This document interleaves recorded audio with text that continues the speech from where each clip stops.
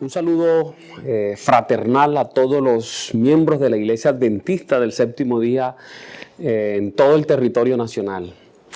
Quiero expresar mi gratitud a los miembros de la Iglesia porque a pesar de la crisis, a pesar de todos los problemas, las limitaciones, la Iglesia ha podido seguir haciendo su tarea, ha seguido funcionando gracias a la fidelidad de sus miembros. Hermanos, ustedes son maravillosos.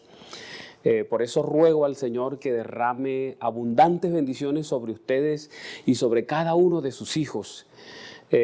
Ustedes han sido ejemplares durante esta crisis. Por eso el Dios de los cielos recompensará su generosidad, su bondad, derramando grandes bendiciones en sus hogares y en la vida de cada uno de sus hijos.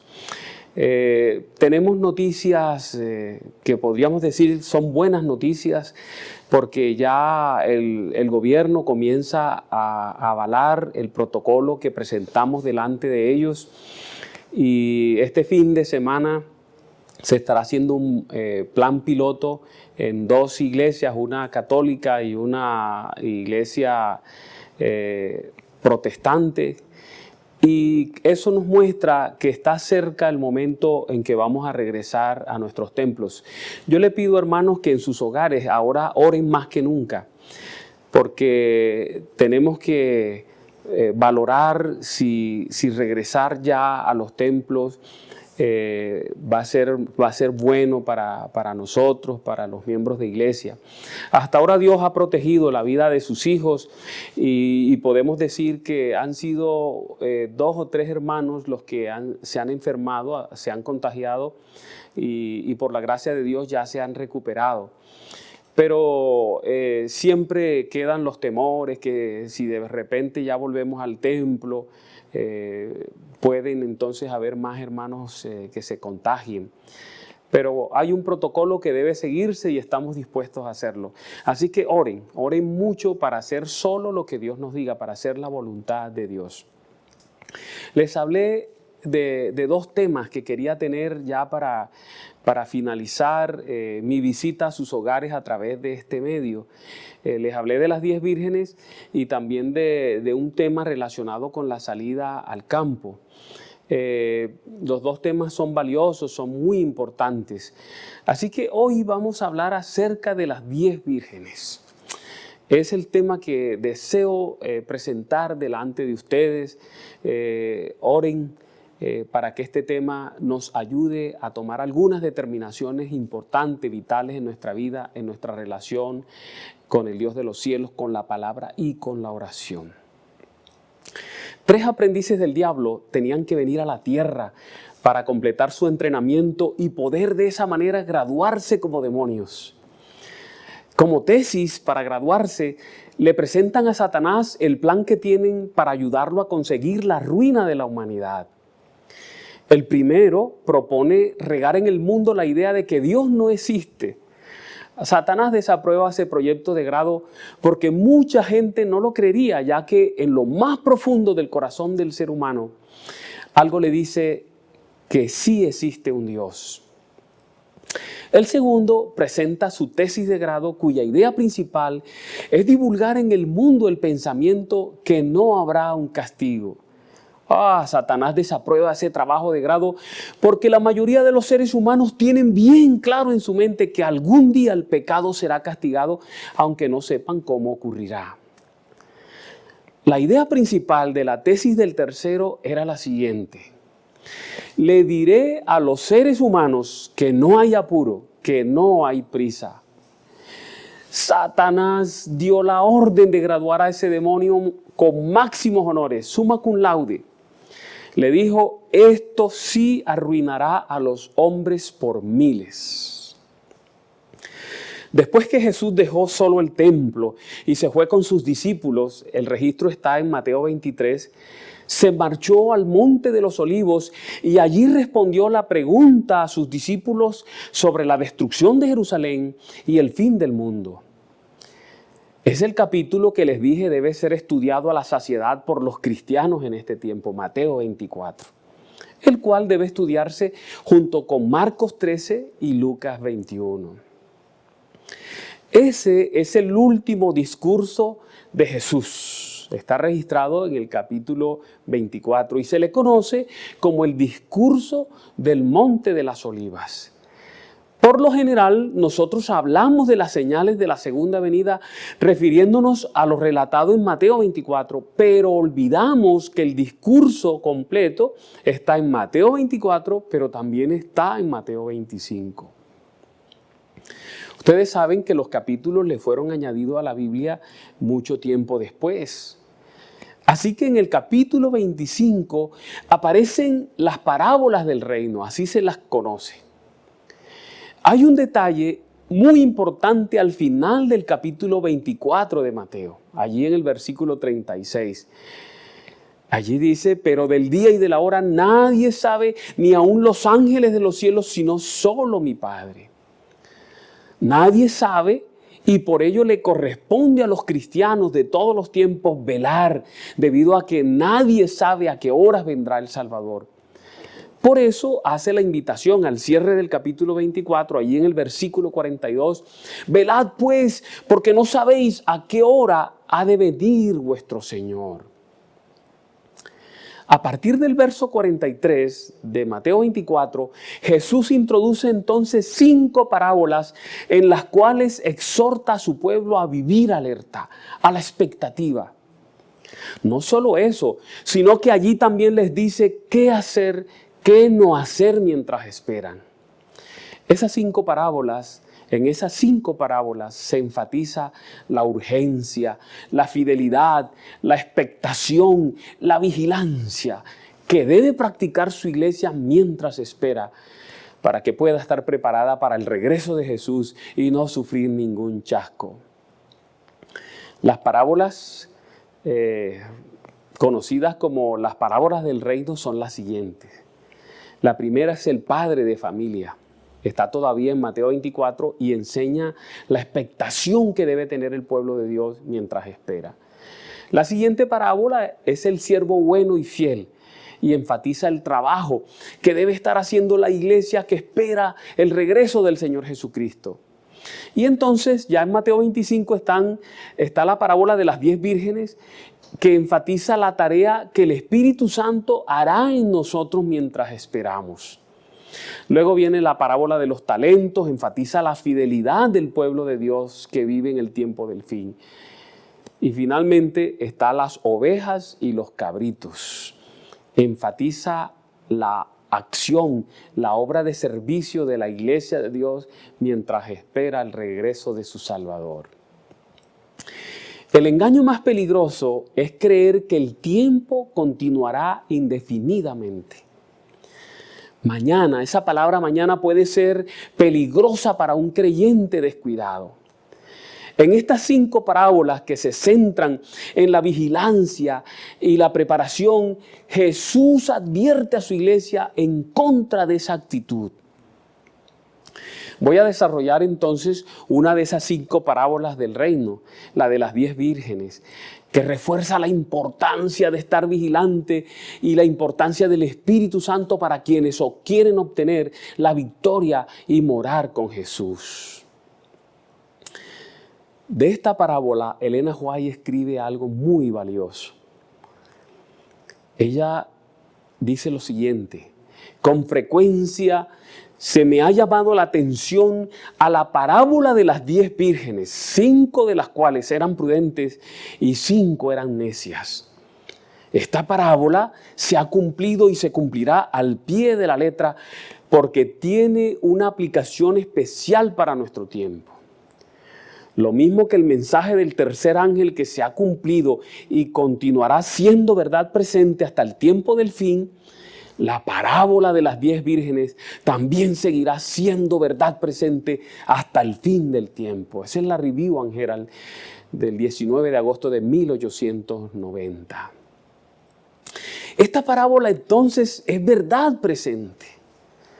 Es un mensaje de actualidad, un mensaje vital, clave en la preparación de la iglesia. Si usted entiende y capitaliza lo que voy a decir a continuación, usted entenderá el tema, el mensaje que Dios tiene para su iglesia a través de esta parábola. Hermanos y amigos, Cuando Dios creó a Adán y a Eva, el Espíritu Santo moró en ellos inmediatamente. Fueron creados convertidos. Mire esta cita del don profético donde lo podemos deducir. La cita expresa: Cristo vino a la tierra tomando la humanidad y presentándose como representante del hombre para mostrar que en el conflicto con Satanás, el hombre, tal como Dios lo creó, unido con el Padre y el Hijo, podía obedecer todos los requerimientos divinos. Mensaje Selecto, tomo 1, en la página 297. Menciona al Padre, menciona al Hijo, dice que el hombre fue creado unidos a ellos, pero no menciona al Espíritu. Pero para estar unido con el Padre y el Hijo, necesitamos tener el poder del Espíritu Santo. Es Él quien realiza esa tarea. Es a través del Espíritu Santo que la divinidad mora en el hombre. Cuando desobedecieron a Dios, Adán y Eva, perdieron la presencia del Espíritu Santo en sus mentes y en sus corazones, y de esa manera podríamos decir quedaron desconvertidos. Fueron creados convertidos por tener el Espíritu Santo, pero después de la caída quedaron desconvertidos, quedaron destituidos. Fue por eso que se creó el plan de salvación, para lograr la conversión del hombre. Y conversión es la restauración de la parte espiritual de la imagen de Dios dentro de los seres humanos. Y eso solo lo puede hacer el Espíritu Santo. Voy a regresar a Mateo 25, donde aparece la parábola. Este capítulo, el capítulo 25 de Mateo, también forma parte de la respuesta a la pregunta que los discípulos le hicieron al Maestro. Esa pregunta está en el versículo 3 de Mateo 24. ¿Cuándo serán estas cosas? ¿Y qué señal habrá de tu venida y del fin del siglo? Allí en Mateo 24, el Salvador le responde a sus discípulos dándoles señales en diferentes áreas. Señales en el cielo, en la naturaleza, en el mundo político, señales en el ámbito social, en la moralidad, señales en el mundo religioso. Pero hay un detalle. En Mateo 25 está una señal que nosotros pasamos siempre por alto, pero que es una señal sumamente importante.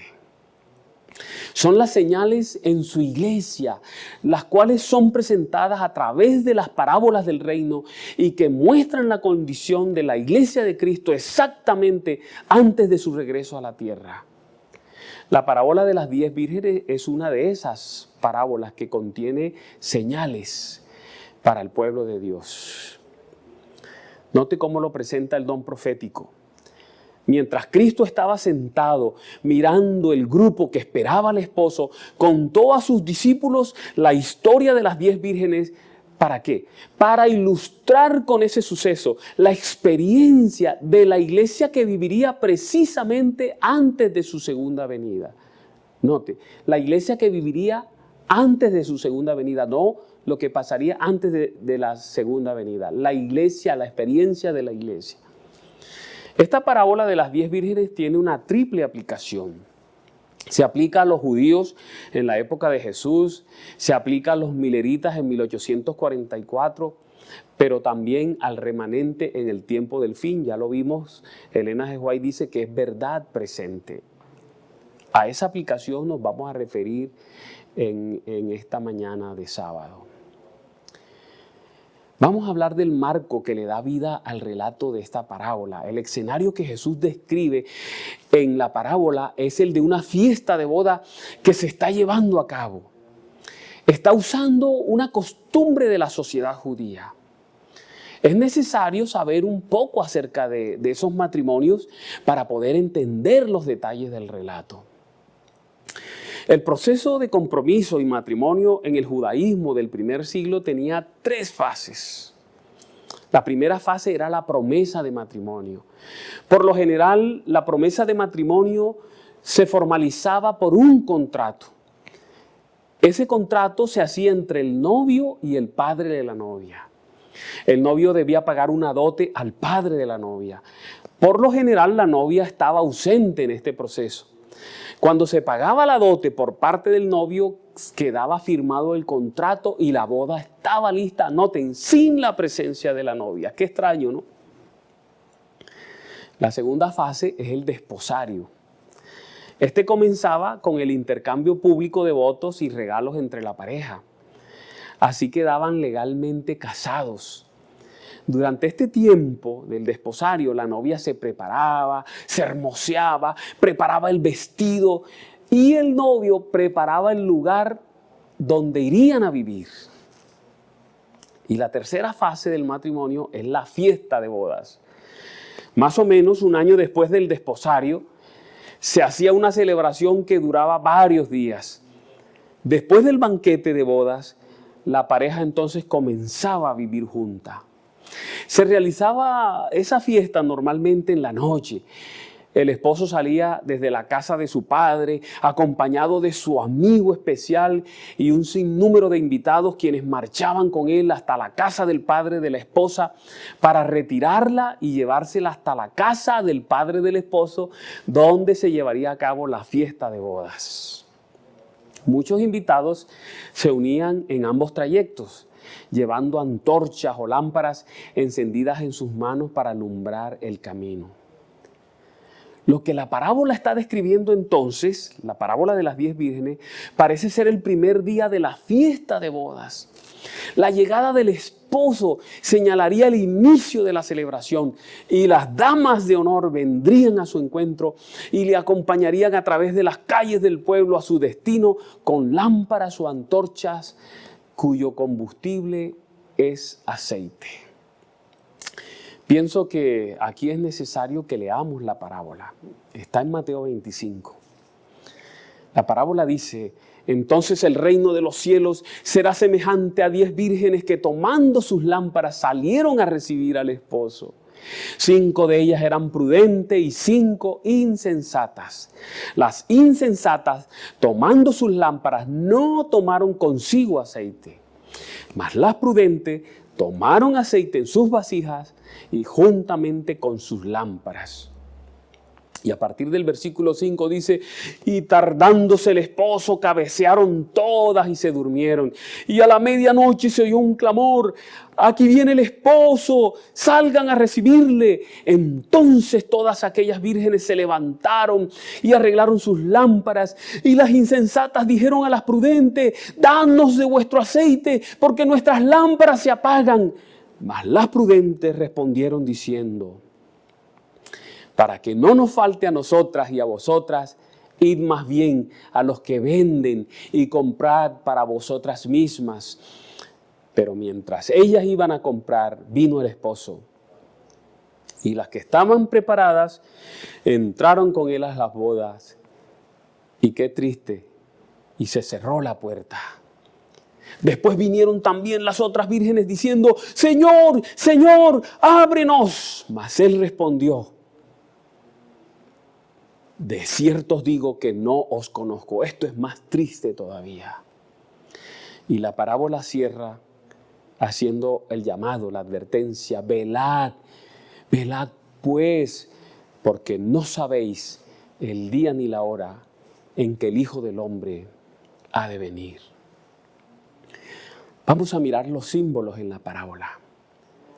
En la parábola de las 10 vírgenes hay una gran simbología que debe ser entendida para captar el mensaje que se quiere dar a la iglesia. El símbolo más importante, el que más se destaca, es el esposo. Es el personaje principal. Regresa de las bodas para buscar a la esposa y llevarla al hogar preparado por él para hacer la fiesta de bodas.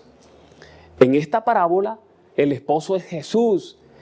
Es interesante que en la parábola no habla del novio, habla del esposo. Es decir, ya se ha hecho el contrato, la boda ya se ha llevado a cabo, ya el padre del novio pagó la dote y ya se le ha concedido la novia por derecho. Qué interesante. El otro símbolo, el siguiente personaje, es la esposa. Ella está esperando al esposo y se supone que ha preparado todo, que está lista para recibir al esposo. Puede ser, hermanos, que lo que voy a decir sea nuevo para algunos y que le desagrade a algunos, pero lo voy a probar con la palabra de Dios y con el don profético. La esposa, mis hermanos, no representa en esta parábola a la iglesia. ¿Cómo van a decir ustedes? Miren, hágase la siguiente pregunta. ¿Cómo explicar que la boda ya inició sin la presencia de la novia? Hágase la pregunta, ¿cuándo inició la boda? ¿Dónde se inició esa boda? Voy a pasar a explicarles apoyándome en lo que dice la pluma inspirada y la misma Biblia. Note esta cita tan clara. La venida del novio presentada aquí se verifica antes de la boda. La boda representa la recepción por parte de Cristo de su reino. Note que la sierva de Dios dice que la venida de la que se habla en esa parábola no es la segunda venida, ocurre antes de la segunda venida, ocurre en un evento antes de la segunda venida. Y para que quede más claro, lo voy a reforzar con esta cita a continuación que es maravillosa. Esta cita que leí antes y la que voy a presentarles ahora se encuentra en Cristo en su santuario. Vale la pena leer ese libro. Note lo que dice esta cita. La venida de Cristo como nuestro sumo sacerdote, ojo, al lugar santísimo para la purificación del santuario de la que se habla en Daniel 8:14. Un evento, ahora note, la venida del Hijo del Hombre, a donde está el anciano de días, tal como se la presenta en Daniel 7:13, segundo evento. Pero miren, y la venida del Señor a su templo, predicha por Malaquías, son descripciones del mismo evento.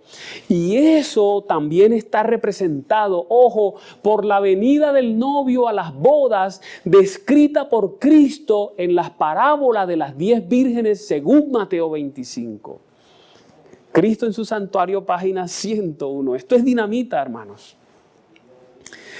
3 grandes eventos son simbolizados por la venida del novio a las bodas. ¿Cuáles son esos 3 eventos? El primero, la venida de Cristo como nuestro sumo sacerdote al lugar santísimo para la purificación del santuario de la que se habla en Daniel 8:14, o sea, el comienzo del juicio investigador.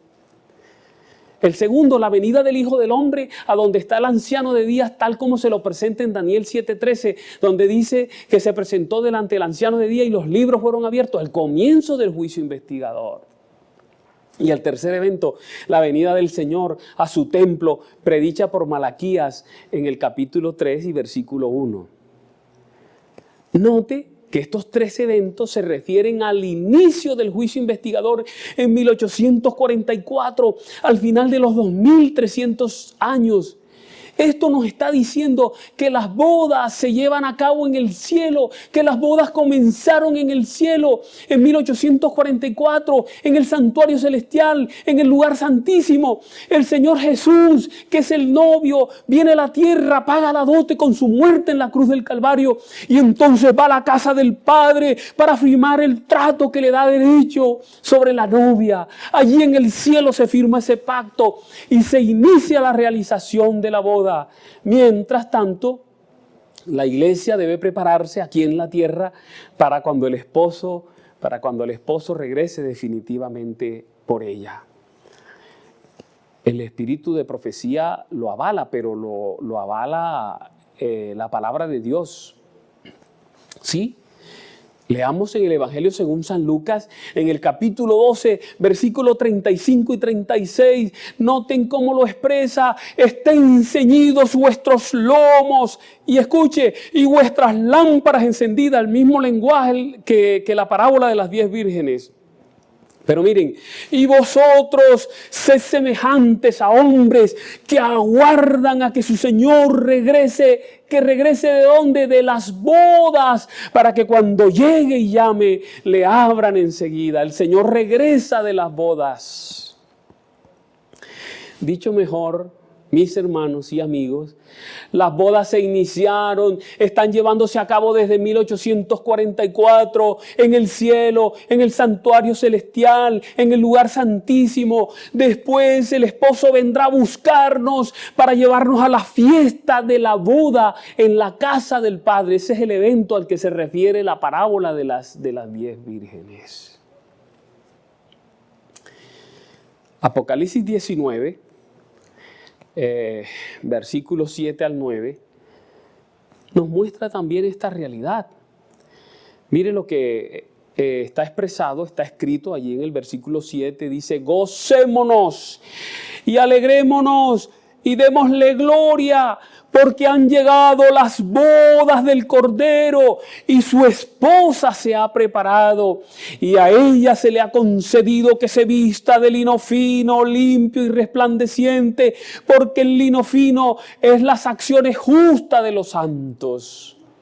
Y en el versículo 9 expresa: y el ángel me dijo, escribe, bienaventurados los que son llamados, ¿a qué? A la cena de las bodas del Cordero. La boda se está realizando, pero bienaventurados los que son llamados a la cena de las bodas del Cordero. Y me dijo: estas son palabras verdaderas de Dios. Qué interesante. Se está llevando a cabo las bodas en el santuario celestial, en el lugar santísimo, desde 1844. El juicio investigador que se está llevando a cabo allí. Mientras tanto, la novia debe vestirse de lino fino, como lo acabamos de leer en Apocalipsis, pero esa acción de vestirse es aquí, durante la etapa del desposario. Ella debe prepararse, debe llenarse vestirse de lino fino y resplandeciente, lleno de luz. Por eso la iglesia es representada como una mujer vestida de luz, la luz del sol y la luz de la luna, que sabemos que representa el Antiguo y el Nuevo Testamento. Ojo con eso, la palabra de Dios, porque ustedes van a ver en esta parábola la importancia de la palabra de Dios, la importancia del Espíritu Santo, la importancia de la luz, símbolos que vamos a interpretar a continuación. Pero no hemos dicho algo, nos hace falta decir algo. No hemos dicho quién es la novia que se convierte en esposa. Es necesario saberlo para proseguir. Y voy a usar la palabra de Dios para que nos demos cuenta quién es la novia. Apocalipsis 21, versículo 9 al 10. Mire qué pasaje tan precioso. Vino entonces a mí uno de los 7 ángeles que tenían las 7 copas llenas de las 7 plagas postreras, y habló conmigo diciendo: ven acá y te mostraré la desposada, la esposa del Cordero. Y entonces le va a mostrar la esposa del Cordero, pero mire lo que le muestra. Y me llevó en el espíritu a un monte grande y alto, y me mostró la gran ciudad santa de Jerusalén, que descendía del cielo de Dios. Le va a mostrar la esposa y le muestra la santa ciudad. Y esto lo apoya la sierva de Dios en la siguiente cita: la ciudad santa, la nueva Jerusalén, dice ella, que es la capital del reino y lo representa. Se llama la novia, la esposa del Cordero, porque el ángel le dijo a Juan: ven que te voy a presentar a la novia, la esposa del Cordero. Y el profeta agrega: me llevó en el espíritu y me mostró la ciudad Jerusalén, que bajaba del cielo procedente de Dios. Entonces, dice la sierva, claramente la novia representa la ciudad santa. Cristo, según lo consigna el profeta Daniel, recibirá del anciano de días en el cielo dominio, gloria y reino. Es lo que está haciendo ahora en el juicio investigador. Recibirá la nueva Jerusalén, la capital de su reino, preparada como una novia hermosamente vestida para su prometido, según lo dice Daniel 7:14 y Apocalipsis 21:2. Después de recibir el reino, vendrá en su gloria como Rey de reyes y Señor de señores, para redimir a los suyos, quienes se sentarán. Ahí está el papel de nosotros. No somos la novia, no somos la esposa, pero mira el papel de nosotros: quienes se sentarán con Abraham, Isaac y Jacob a la mesa en su reino, Mateo 8:11, Lucas 22:30, para participar de la cena de las bodas del Cordero. Por eso les decía que ese libro, Cristo en su santuario, debe ser leído. Esa cita está en la página 102 de este libro. La esposa en esta parábola entonces es la santa ciudad, la Nueva Jerusalén. Vamos a proseguir con los otros símbolos. Las lámparas.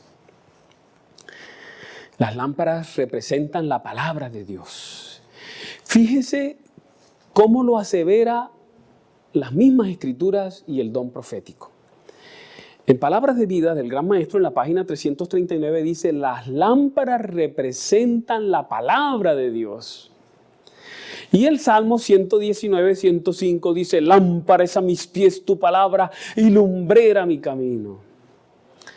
El aceite es el Espíritu Santo en el corazón de los seres humanos. Palabra de Vida del Gran Maestro, en la página 339 dice: el aceite es un símbolo del Espíritu Santo. Y en la palabra de Dios hay un pasaje que nos muestra el valor del aceite, el valor de las lámparas, el valor de la luz. Note este pasaje: proseguí y hablé a aquel ángel que hablaba conmigo diciendo: ¿qué es esto, Señor mío? Entonces respondió y hablóme el ángel diciendo: esta es palabra de Jehová a Zorobabel, en que se dice: no con ejército ni con fuerza, sino con mi espíritu, ha dicho Jehová de los ejércitos. Hablé de nuevo y díjele: ¿qué significan las dos ramas de olivas que por medio de dos tubos de oro vierten de sí aceite como oro? Y él dijo: estos dos hijos de aceite son los que están delante del Señor de toda la tierra. Eso está en Zacarías, capítulo 4, versículo 11 al 14. Muestra una figura interesante. Dos árboles de olivos que ustedes saben, la Biblia muestra que son la palabra de Dios, Antiguo y Nuevo Testamento. Tienen tubos que traen aceite y que hacen que las lámparas puedan alumbrar. Es la figura que se utiliza también en la parábola de las 10 vírgenes, lámparas encendidas. Pero ahí en Zacarías podemos ver que se trata de la palabra de Dios, del Espíritu Santo, que a través de la palabra de Dios produce luz en la vida de los hijos de Dios. Vamos a hablar de las vírgenes. ¿Quiénes son las vírgenes? Las vírgenes somos nosotros. Somos los invitados a la fiesta de boda. No somos la novia, no somos la esposa, somos las vírgenes. Somos los invitados. ¿Cómo lo dice la sierva de Dios? Vamos a mirarlo. Entonces, claramente, la novia representa la ciudad santa y las vírgenes que van al encuentro del novio son un símbolo de la iglesia. En el Apocalipsis se dice que el pueblo de Dios son los invitados a la cena de las bodas. Eso está en Apocalipsis 19:9. Si son los invitados, no pueden representar también a la novia. Cristo en su santuario, página 102. Somos los invitados, señores. Y nosotros somos invitados a la cena de las bodas. ¿Qué representa la luz? En la parábola, la luz es el testimonio, es el carácter. La vida cristiana producida por el aceite, o sea, el Espíritu Santo en nosotros.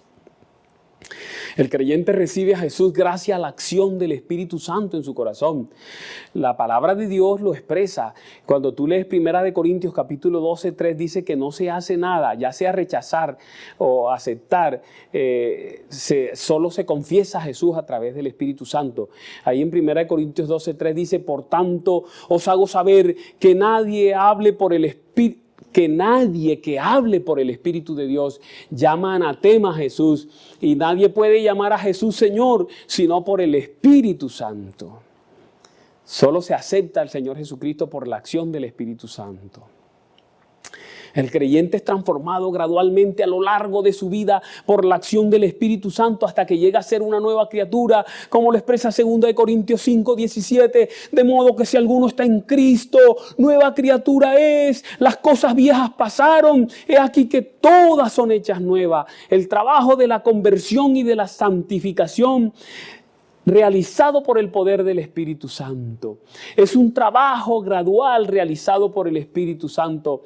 Es lo que expresa 2 de Corintios en el capítulo 3, en los versículos 17 y 18. Dice: por tanto, nosotros todos, mirando a cara descubierta como en un espejo la gloria del Señor, somos transformados de gloria en la misma imagen. Pero dice, ¿cómo? Como por el Espíritu del Señor. Este trabajo del Espíritu Santo en el creyente se lleva a cabo en 2 etapas. Yo lo dije en el tema de la lluvia tardía. Esas 2 etapas son la lluvia temprana, al iniciar la vida cristiana, el bautismo, la conversión, y luego la lluvia tardía, que es la que completa esa tarea. Son 3 elementos sobresalientes que produce la plenitud del Espíritu Santo cuando está en la vida de un ser humano. ¿Cuál es el primer elemento? La presencia de Cristo en nuestra vida, que es la conversión. El segundo elemento, la semejanza de Cristo en nosotros, que es la santificación. Y el tercer elemento, el poder de Cristo en nosotros para hacer la tarea que nos toca hacer en esta tierra y para vencer el mal en nuestras vidas, dejarnos listos, preparados, grano maduro para la cosecha. Vamos a ver ahora, vamos a centrarnos nuevamente en la parábola. Vimos los símbolos, ahora vamos a ver las diferencias que hay entre las vírgenes. Son 10 vírgenes, todas parecen iguales. Mire lo que dice la sierva de Dios acerca de estas 2 vírgenes. Ella expresa las 2 clases de personas que esperaban, representan 2 grupos que profesan estar esperando a su Señor. Se las llama vírgenes porque profesan una fe pura. Note que los 2 grupos profesan una fe pura. ¿Cuáles son las semejanzas en estos 2 grupos? Miren, ambas son vírgenes, o sea que poseen una fe pura. Ambas fueron invitadas, ambas tenían las vestiduras adecuadas, ambas esperan a su Señor con ansiedad. Las 2 tienen lámparas encendidas y también tienen recipiente para aceite extra. Las 2 se cansan y se duermen. Ambas se despiertan repentinamente. Ambas acondicionan sus lámparas en apuro para unirse al cortejo porque ya el esposo viene. El registro profético capta esta realidad de la siguiente manera. Ella escribe: en la parábola, todas las vírgenes salieron a recibir al esposo, todas tenían lámparas y vasijas para aceite. Por un tiempo parecía no haber diferencia entre ellas. Por un tiempo, dice. Eso está en Palabra de Vida del Gran Maestro en la página 339. Esto nos muestra que esta parábola no tiene que ver con incrédulos o paganos. A veces leemos esta parábola y pensamos en la gente del mundo y la gente de la iglesia. No. Todo su contenido está dirigido a los que creen, a ti y a mí, a la iglesia adventista del séptimo día que dice ser la iglesia remanente. Está dirigida a quienes esperan a Jesús y todos al parecer están listos para recibirlo. Esta parábola presenta un cuadro vivo de la iglesia y de la experiencia que esta iglesia vivirá justo antes de la segunda venida de Cristo y de manera más exacta mientras se realiza el juicio investigador en el lugar santísimo del santuario celestial. Durante la espera, todos parecen iguales. Las diferencias no están en la superficie, no están en la formalidad externa, no tiene que ver con la vida externa. Y perdónenme lo que voy a decir, pero esto me hace pensar en la manera astuta como el enemigo trata de engañar a esta iglesia. El enemigo pone a esta iglesia a pelear entre sí por las cosas externas, que no es que sean malas, pero son las cosas externas. Hay una obra mayor que debe realizarse en el corazón, en la mente, en la vida del creyente, pero Satanás nos hace centrar nuestra mirada en las cosas externas,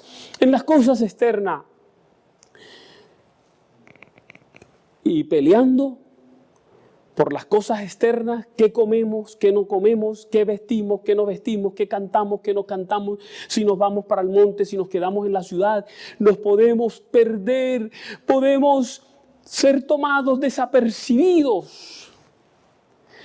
Lo que hace la diferencia en estos dos grupos no está en la práctica religiosa de cada día, está en algo más profundo, que es invisible a los humanos, pero que es plenamente visible al ojo divino. Bueno, hemos hablado de las semejanzas, ahora vamos a hablar de las diferencias, y solo hay una diferencia en estas damas, solo una, yo creo que ustedes ya se dieron cuenta. Mire cómo lo capta la pluma inspirada. La pluma inspirada expresa, todos tienen el conocimiento de las Escrituras, ¿sí ve? Todos tienen el conocimiento de las Escrituras, todos han oído el mensaje de la pronta venida de Cristo y esperan confiadamente su aparición. Pero así como ocurrió en la parábola, ocurre hoy en día. Interviene un tiempo de espera, la fe es probada y cuando se oye el clamor, he aquí el esposo viene, salid a recibirle. Muchos no están listos, no tienen aceite en sus vasijas para las lámparas. El único, pero determinante problema es ese. 5 de esas damas no llevaron aceite extra, hermano. No es más, amigos y hermanos, es solo eso, aceite extra. Y de pronto usted se está haciendo una pregunta, pero Pastor Redondo, en sí, ¿cuál es el problema de las vírgenes fatuas? Mire esta cita tan diciente. Las 10 vírgenes tienen las lámparas que representan la palabra, tienen la Biblia, tienen aceite en las lámparas que simboliza el Espíritu Santo. Pero, escuche, desafortunadamente ocurre una demora, se duerme, se apagan las lámparas y cuando intentan prenderlas nuevamente, las fatuas se dan cuenta que han cometido un error, un solo error, un único error. No tienen aceite extra. No tienen aceite extra. En esta cita se retrata esa dramática situación.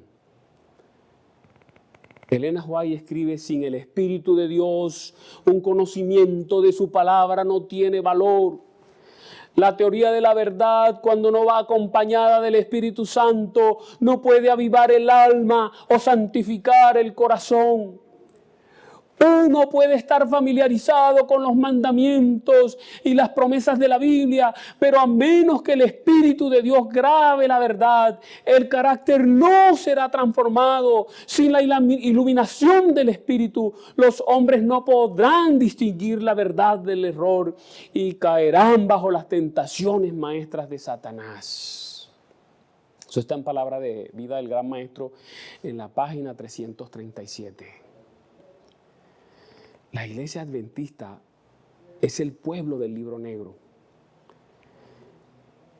Pero tristemente es el pueblo del libro negro empolvado, debajo del brazo. Hermanos, lámpara sin aceite es igual a Biblia sin Espíritu Santo.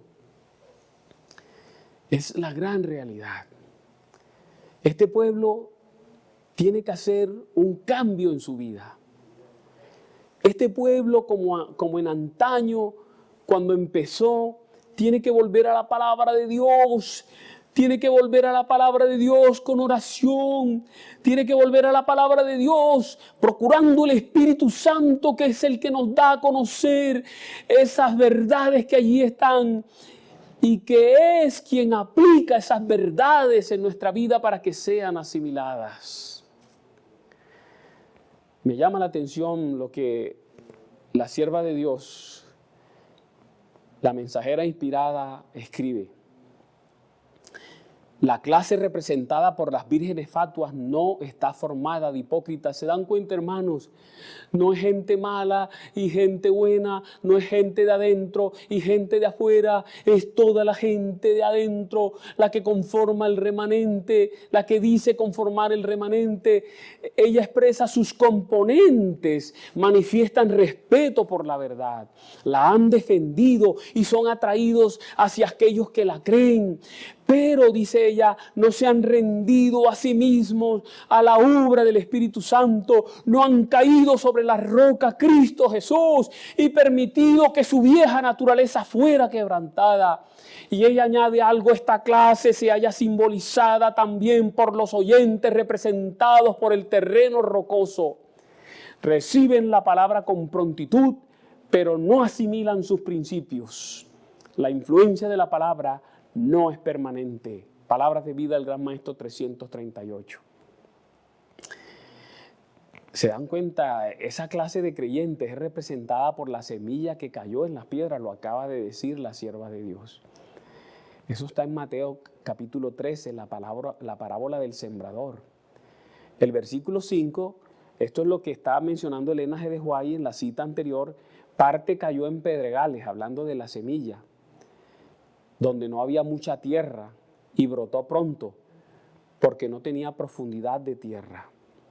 Pero salido el sol, se quemó, y porque no tenían raíz, se secó. Jesús explicó esa parte de la parábola, dijo que es la gente que se convierte rápido. Una campaña, se bautizan.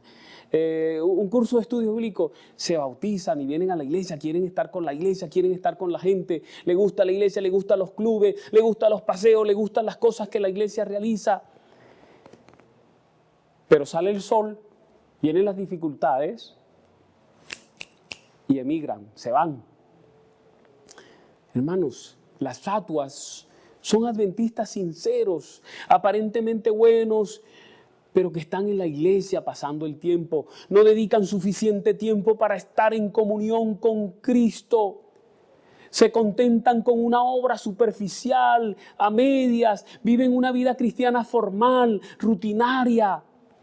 El servicio a la iglesia también es superficial porque no hacen nada por el Señor, no estudian la palabra, que es la herramienta que usa el Espíritu, ojo, para producir la luz del carácter en nuestras vidas.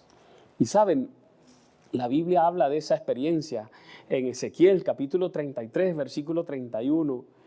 Allí dice: y vendrán a ti como viene el pueblo, y estarán delante de ti como pueblo mío, y oirán tus palabras, pero mira, no las pondrán por obra. Escuchan, comezón de oír, es una profecía para el tiempo del fin, pero la palabra no se ve en sus vidas. Y sigue diciendo el pasaje: antes hacen halagos con su boca y el corazón de ellos anda en pos de otras cosas, anda en pos de avaricia. Son cristianos de labio para afuera. Y la sierva de Dios dice: no tienen aceite en sus vasijas para las lámparas, están destituidas del Espíritu Santo. El Espíritu Santo obra en el corazón del hombre de acuerdo con su deseo y consentimiento, implantando en él una nueva naturaleza. Pero las personas representadas por las vírgenes fatuas se han contentado con una obra superficial, no conocen a Dios, o sea, no se relacionan con Él, no han estudiado su carácter, no han mantenido comunión con Él, por lo tanto no saben cómo confiar en Él, cómo mirarlo y cómo vivir. Su servicio a Dios degenera en formulismo. Palabras de vida del Gran Maestro en la página 340. Esto es interesante. Hermanos, esta parábola es clave. Así como todas las parábolas del reino, ¿saben? Se puede hacer una semana de oración que la iglesia está necesitando sobre las parábolas del reino, porque esas parábolas se aplican a los momentos antes de la segunda venida. Son eventos que se van a cumplir y que se están cumpliendo en la vida de los creyentes. Son señales en la iglesia de Dios. Yo voy a introducir un elemento importante aquí que nos va a ayudar a definir cuál es el problema de las vírgenes fatuas. Hablo de la rebelión. La rebelión es un tema clave para el cierre del tiempo de gracia. La rebelión es la decisión de no obedecer la voluntad de Dios a pesar de disponer evidencias convincentes sobre cuáles son los deseos que Dios tiene para la vida de nosotros. En la Biblia aparecen 3 tipos de rebeldes. Primero están los rebeldes empedernidos. Son los ateos, son los agnósticos. Niegan la existencia de Dios, rechazan su palabra y no aceptan las evidencias de su existencia que Dios da en la naturaleza. Dios le dio al hombre inteligencia y capacidad de darse cuenta que en la naturaleza está revelado también el carácter de Dios, pero ellos rechazan esas evidencias. En segundo lugar están los rebeldes creyentes. Esos creen en Dios, creen en la inspiración de la Biblia, es todo lo contrario a los anteriores. Los ejemplos de ellos son los dirigentes judíos en el Nuevo Testamento. A pesar de las evidencias que Jesús le dio, como por ejemplo la curación del paralítico, Jesús curó al paralítico delante de ellos, Jesús curó a un ciego delante de ellos, Jesús resucitó a Lázaro, lo sacó de la tumba delante de ellos, pero a pesar de esas evidencias que le mostraban que Jesús era el Hijo de Dios, sencillamente lo rechazaron. Y en tercer lugar están los rebeldes piadosos, y estos son los peligrosos. Estos son los que están descritos en Mateo 7, 21 al 23. Los que dicen, Señor, Señor, pero en tu nombre hicimos milagros, echamos fuera demonios. Es gente cristiana, es gente espiritual, es gente dentro de la iglesia. Son religiosos, están aferrados a las buenas acciones y es más, le echan esas acciones al Señor Jesucristo en la cara. Le dice, ¿cómo nos vas a dejar afuera? Si hicimos, predicamos, campañas, ¿cómo nos vas a dejar afuera? Pero el Señor Jesús expresa cuál es la razón de su perdición. El Señor Jesús les dice, nunca os conocí. ¡Wow! Vivieron la vida cristiana, hicieron muchas cosas por la iglesia, pero el Señor les dice, no les conocí.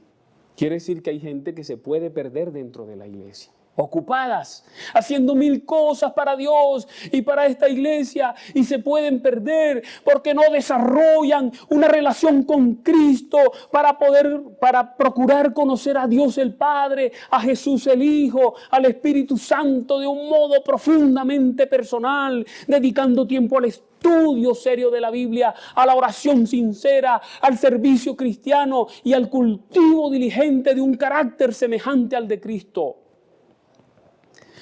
Las personas que descuidan esta íntima amistad con el Dios triuno están en rebelión contra Él, tanto como quienes rechazan creer en Él.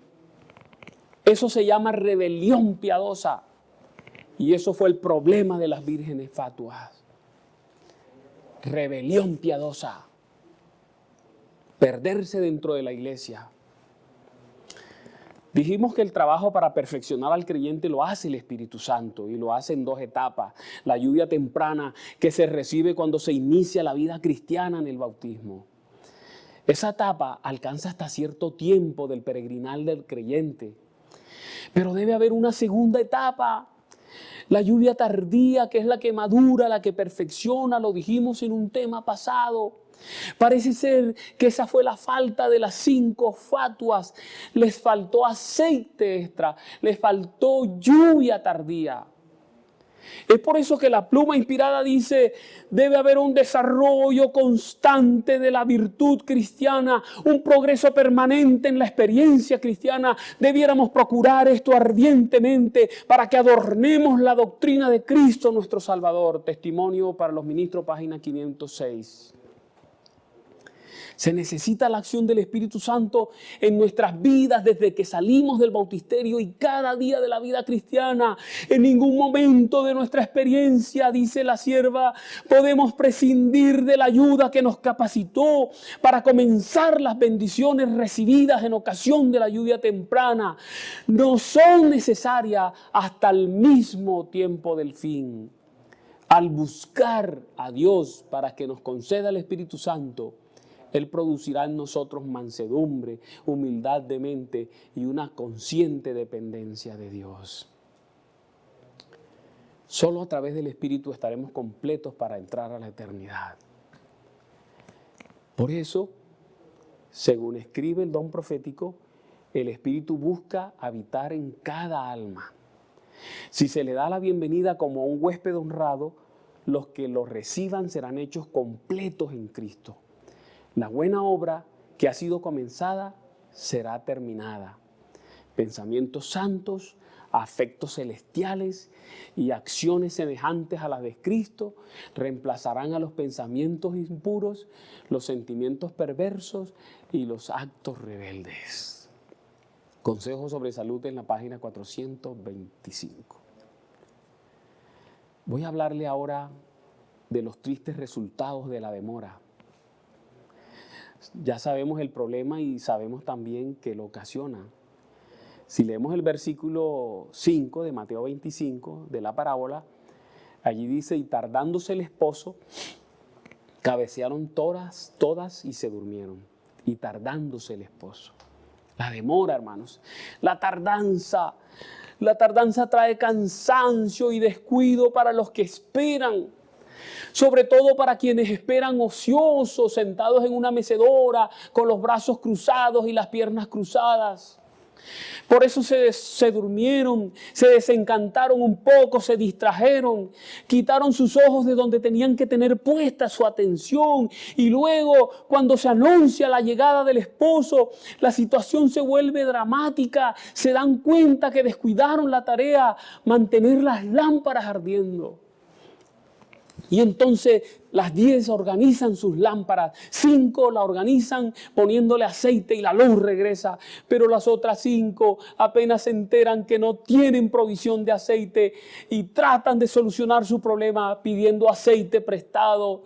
Ah, aceite prestado, eso no funciona con Dios. Miren esta declaración, cuando se despiertan alarmados de su letargo, disciernen su destitución y tratan de que otros suplan su necesidad, pero en las cosas espirituales ningún hombre puede suplir la deficiencia del otro, es un trabajo personal.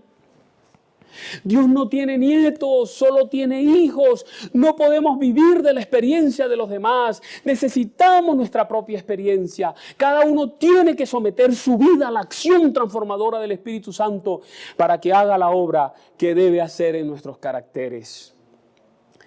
La Biblia registra algo interesante en Ezequiel 14:20. Dice, note esto, aún si Noé, jóvenes, aún si Noé, Daniel y Job estuvieran en medio de ella, hablando de la ciudad, en la tierra, vivo yo, que no librarían ni un solo hijo, ni una sola hija, dice el Señor Dios. Ellos, por su justicia, librarían solo sus propias vidas. Hermanos, jóvenes, la experiencia de tus padres es linda y te ha enseñado, pero tú también tienes que tener tu experiencia con el Señor Jesús. Muchachos, los niños los tenemos que enseñar. Los tenemos que enseñar a tener la experiencia con el Señor Jesús. Quienes no aprovecharon esta cuarentena para relacionarse con el Señor Jesucristo, no sé si lo van a lograr cuando ya entremos a ocuparnos nuevamente. Mire, el don profético lo afirma de la siguiente manera. Ella dice, pero el carácter es intransferible. Ningún hombre puede creer por otro, ningún hombre puede recibir el Espíritu por otro, nadie puede impartir a otro el carácter que es el fruto de la obra del Espíritu. Eso está en Palabra de Vida del Gran Maestro en la página 339. ¿Saben qué representa la espera con las lámparas encendidas? Representa el periodo, la espera es el periodo entre la ascensión de Jesús, murió en la cruz y se fue al cielo, desde ese momento hasta que se cierre la puerta de la gracia. Esa es la espera. En ese periodo es que se duermen, en ese periodo es que se distraen algunos, en ese periodo es que algunos descuidan el aceite para la lámpara. La llegada del esposo para la boda no se refiere a la segunda venida, esto es importante. Se refiere a su llegada delante del Padre para recibir el reino en el juicio investigador. Se refiere al paso del lugar santo al lugar santísimo para iniciar el juicio investigador. A eso se refiere la venida del novio que representa la parábola de las 10 vírgenes. La boda se completará cuando Jesús termine el juicio investigador y reciba el reino compuesto por sus fieles seguidores. Lo que está haciendo el juicio investigador es completar ese reino, sacar los nombres de quienes no merecen estar ahí y dejar los nombres de quienes deben estar ahí. La iglesia, hermanos, comete un error si se concentra en la venida de Jesús. ¿Sabe por qué? Porque algunos dicen, está demorada, la venida del Señor Jesús está demorada. Sí, está demorada, eso es lo que pensamos nosotros humanamente. Pero el juicio investigador comenzó en 1844, no está demorado, empezó a tiempo, se está llevando a cabo, entiéndelo, se está llevando a cabo. Y allí tu vida y la mía y la de nuestros hijos será tomada. No podemos descuidarnos diciendo la venida va a demorar porque se está llevando a cabo, lo que determina si en la segunda venida estarás feliz levantando tus brazos para recibir al Señor o triste, escondiéndote, corriendo de Él. Debemos estar pendientes de la obra que se está llevando a cabo ahora en estos momentos en el lugar santísimo del santuario. Tenemos que estar pendientes de eso. Tenemos que estar pendientes. La iglesia debe estar pendiente de la obra que se está llevando a cabo en el lugar santísimo del santuario celestial, porque allí se está definiendo el reino, se está definiendo el grupo de fieles. Tenga en cuenta que cuando se cierra la puerta en la parábola, las vírgenes tuvieron tiempo para buscar aceite para sus lámparas. Pero ya era demasiado tarde. ¿Sabe qué tiempo es ese en que las vírgenes pueden ir a tratar de comprar aceite? Se cerró la puerta de la gracia y pasa un tiempito mientras ocurre la segunda venida del Señor. A ese tiempo se refiere. ¿Te das cuenta dónde debes concentrar tu atención? Las vírgenes fatuas, hermanos, comenzaron bien. Ellas tenían la Biblia, recibieron la lluvia temprana del Espíritu Santo, pero se descuidaron y no estaban listas para recibir la efusión de la lluvia tardía. Permitieron que su experiencia religiosa muriera de tal manera que no pudieron recibir los beneficios de la lluvia tardía. ¿Cuántos miembros de iglesia dicen estoy frío, pastor, me he enfriado? Es ese proceso que tienes que sacudir, que no puedes dejar que se agudice en tu vida. Por otro lado, en la parábola hay un grupo, no vamos a detallarlo, que entró a las bodas con el esposo. Un grupo entró a la boda se está realizando ahorita. ¿Cómo así que entran a la boda? ¿Quiénes entran a la boda? Todos aquellos cuyos nombres están escritos en el libro de la vida, están allá donde se está llevando a cabo la boda, están presentes. Los que entraron con el esposo no entraron allí en persona, están haciendo acto de presencia por medio de su nombre en el libro de la vida. Cuando el juicio investigador se termine, entonces solo quedarán en los libros quienes cumplan con los requisitos. Ellos y solo ellos van a constituir el reino que les será entregado al Señor Jesús. Miren esta cita del don profético tan importante. La obra del juicio investigador y el acto de borrar los pecados deben realizarse antes del segundo advenimiento del Señor. Se está llevando a cabo ahora. En vista de que los muertos han de ser juzgados según las cosas escritas en los libros, es imposible que los pecados de los hombres sean borrados antes del fin del juicio en que sus vidas han de ser investigadas. Cuando el juicio investigador concluya, Cristo vendrá junto con su recompensa, para dar a cada ser humano según sus obras. Repito, hay que leer el libro Cristo en su santuario. Eso está en la página 117. Así que el gran peligro que corremos ahora en este periodo de espera es descuidar la obra que deberíamos estar haciendo en este instante. Si vamos al servicio del santuario terrenal en el gran día de la expiación, nos daremos cuenta en qué debe estar ocupada la iglesia mientras espera. Mira cómo lo dice el don profético en el servicio típico. Cuando el sumo sacerdote entraba en el lugar santísimo, está hablando del santuario en el desierto. Todos los hijos de Israel debían reunirse cerca del santuario y humillar sus almas del modo más solemne ante Dios, a fin de recibir el perdón de sus pecados y no ser separados de la congregación. Cuánto más esencial es que en nuestra época antitípica de la expiación comprendamos la obra de nuestro sumo sacerdote y sepamos qué deberes nos incumbe. Conflicto de los siglos, página 484. Lo mismo que hacía el pueblo de Israel debe ser hecho por el pueblo de Dios ahora. ¿Qué hacía el pueblo de Israel? Bueno, lo acabamos de leer, pero recuérdalo, Levíticos capítulo 16, versículo 29. Y esto tendréis por estatuto perpetuo en el mes séptimo, a los 10 días del mes. Afligiréis vuestras almas y ninguna obra haréis, ni el natural, ni el extranjero que mora entre vosotros, porque en este día se hará expiación por vosotros y seréis limpios de vuestros pecados delante de Jehová. Día de reposo es para vosotros y afligiréis vuestras almas, es estatuto perpetuo. Y el registro profético lo declara de la misma manera. Mientras se lleva a cabo el juicio investigador en el cielo, debe producirse una obra especial de purificación, de liberación del pecado entre el pueblo de Dios en la tierra. Está en el conflicto de los siglos en la página 478. Esta obra se está llevando a cabo en estos momentos en el cielo.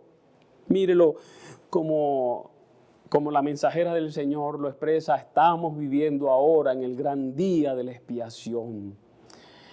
Cuando en el servicio típico el sumo sacerdote hacía la expiación por Israel, dice ella, todos debían afligir sus almas por medio del arrepentimiento de sus pecados y la humillación ante el Señor, si no querían verse separados del pueblo.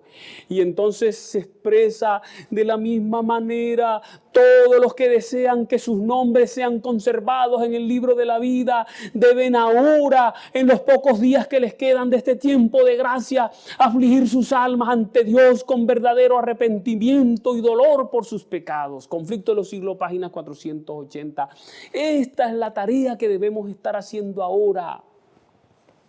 Esa es la tarea que descuidaron las vírgenes fatuas. Hay que escudriñar honda y sinceramente el corazón. Hay que extirpar el espíritu liviano y frívolo al que se entregan tantos cristianos de profesión. Empeñada lucha espera a todos aquellos que quieran subyugar las malas inclinaciones que tratan de dominarlos. Nos dice Dios a través del libro Conflicto de los Siglos en la página 122. Yo quiero que usted mire una cita que hace alusión al estudio de la palabra que tiene que ver con el uso de las lámparas. Mire, los que desean participar de los beneficios de la mediación del Salvador no deben permitir que cosa alguna, escuche, no deben permitir que cosa alguna les impida cumplir su deber de perfeccionar la santidad en el temor de Dios. Y mira la advertencia, el llamado de atención. En vez de dedicar horas preciosas a los placeres, a la ostentación o a la búsqueda de ganancias, deberían consagrarlas a un estudio serio y con oración de la palabra de verdad. El pueblo de Dios debería comprender claramente el tema del santuario y el juicio investigador. Todos necesitan conocer por sí mismos la posición y obra de su gran sumo sacerdote. Todo individuo tiene un alma que salvar o perder. Cristo en su santuario, página 120. ¿Qué debemos hacer? Afligir nuestras almas con verdadero arrepentimiento, escudriñar el corazón, extirpar el espíritu liviano y frívolo, ayunar y orar, estudiar la palabra. Es una obra de cada uno, hermanos. Por eso las vírgenes prudentes no pudieron compartir su aceite con las fatuas, porque no se puede compartir, porque es una obra personal. La obra de preparación, dice Elena G. de White, es una obra individual. No somos salvados en grupo. La pureza y devoción de uno no suplirá la falta de estas cualidades en otro. Si bien todas las naciones deben pasar en el juicio ante Dios, sin embargo, Él examinará el caso de cada individuo con un escrutinio tan estricto y minucioso como si no hubiese otro ser en la tierra. Cada uno tiene que ser probado y encontrado sin mancha, ni arruga, ni cosa semejante. Conflicto de los siglos, página 480. Hermanos del alma, la clave para estar listos es orar. Mantener nuestra atención en la obra que se está llevando a cabo en el lugar santísimo del santuario celestial. Escudriñar nuestra vida, permitirle al Espíritu Santo purificar nuestra vida interior, revisar nuestros motivos, experimentar un genuino arrepentimiento por nuestros pecados y confesarlos ante nuestro intercesor.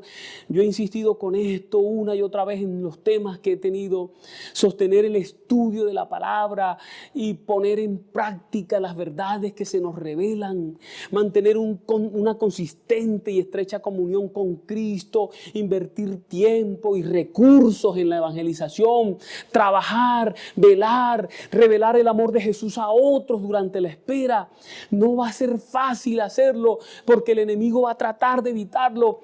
Miren que Dios a través de su sierva nos advierte. Ella expresa: Satanás inventa innumerables proyectos para ocupar nuestra mente, para que ella no se espacie en la obra precisa en que deberíamos estar más ocupados.